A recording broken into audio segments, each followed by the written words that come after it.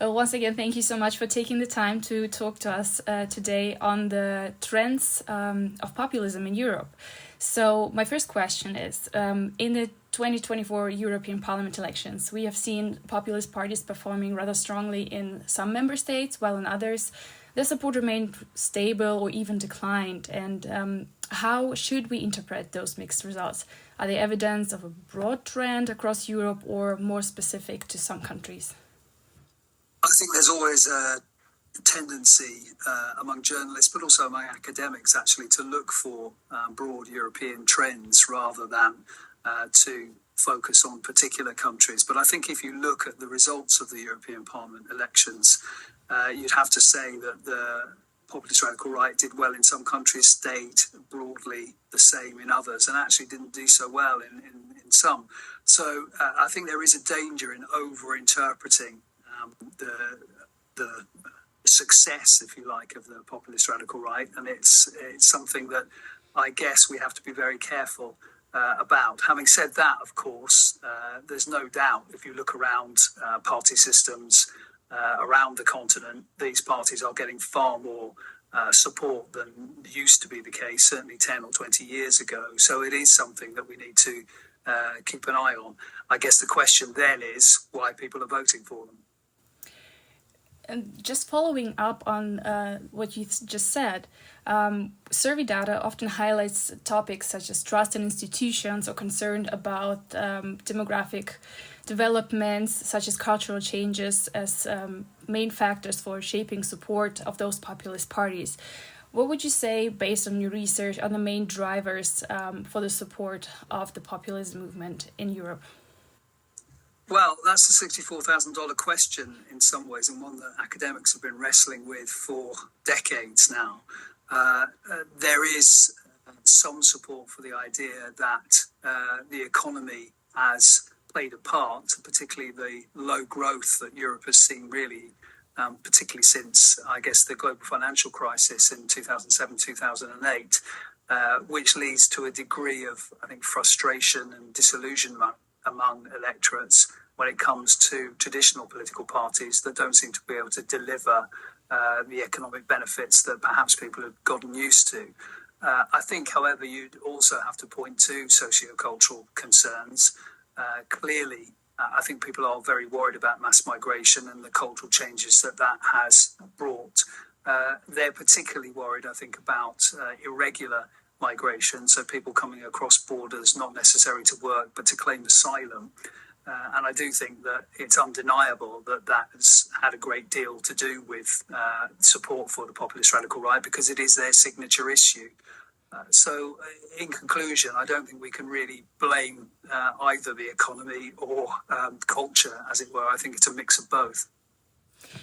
When we look at how certain mainstream parties have decided to respond to those movements, from adapting certain elements of their agenda to maintaining a clear boundary from their party program, from a comparative perspective, which approaches seem most effective in maintaining democratic stability without inadvertently strengthening populist narratives?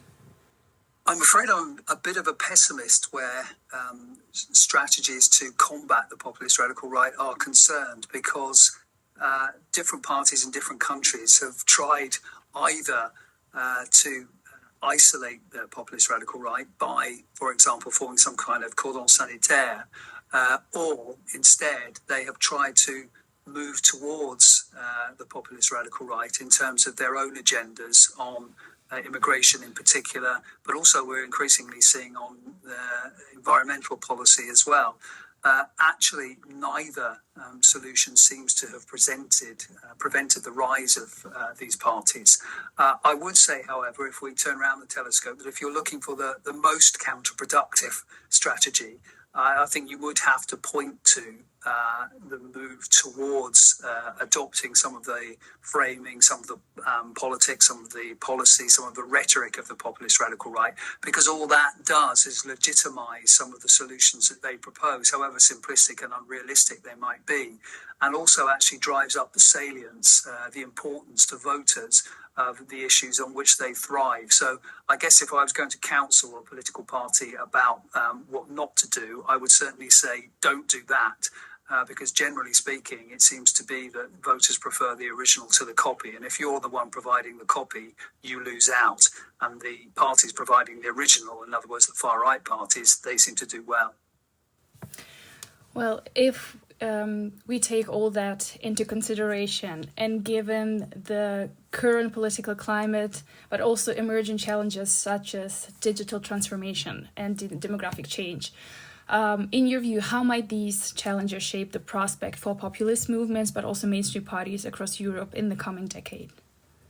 Well, I think if the economy is a factor in support for the populist radical right, then obviously we are going to have to look at the effect, for example, of artificial intelligence on the economy, and in particular on its effect on the labour market. It will be perhaps beginning to eat into middle-class welfare, middle-class jobs in a way that we haven't previously seen. And of course, if you look back in history, it's often the kind of lower middle class who support the far right. So that's something to keep an eye on, I think. As far as demographics go, that clearly is crucial. We are in an ironic situation now where, from the point of view of the labour market and social care and adult care in particular, we do need to pull in people. We also need to pull in people, obviously, to do some of the high-skilled jobs that need doing in our societies. And yet, of course, the populist radical right parties and those parties that are, to some extent, adopting their agenda are going to make that much more difficult. So it's a real crunch situation. So I think both the digital transformation and indeed demographics are going to play a part.